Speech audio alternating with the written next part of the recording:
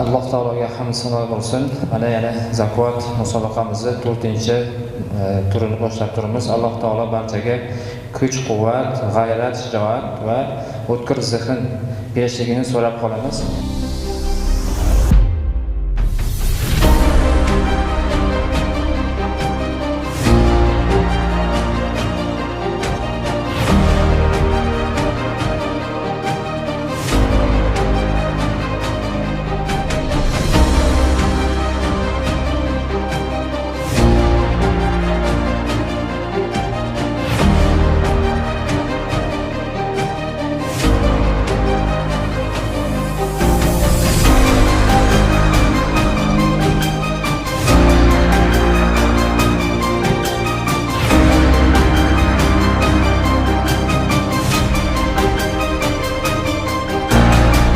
Savol quyidagicha.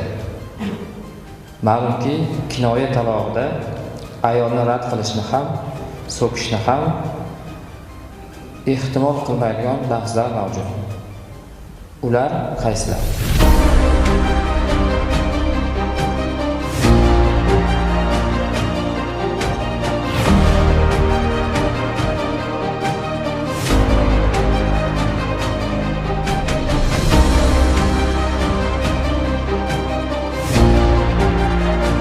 Bu lafzlar birinchisi anti vahidatun, anti hurratun, istagri rahimaki, amruki biyadiki.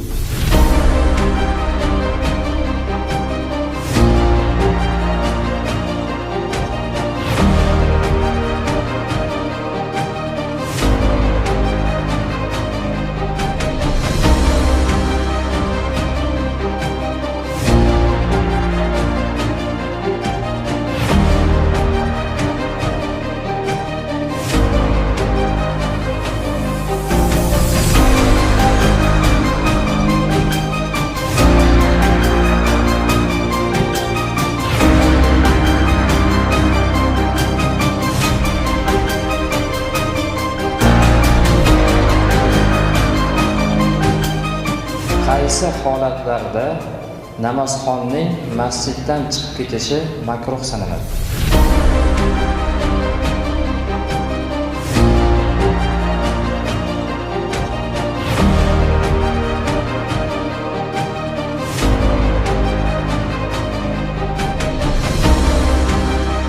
Bu azon aytilgan vaqtda namoz o'qimasdan turib o'sha masjiddan chiqib ketishligi makruh hisoblanadi, lekin boshqa jamoatni qoyim qiladigan inson bo'lsa, bunga ruxsat berilgan. Endi ikkinchisi, iqomat aytilgan vaqtda peshin va xufton namozlarini garchi o'qib bo'lgan bo'lsa ham, undan chiqib ketish makruh hisoblanadi. Qolgan namozlarda esa o'qib bo'lgan bo'lsa makruh hisoblanmaydi.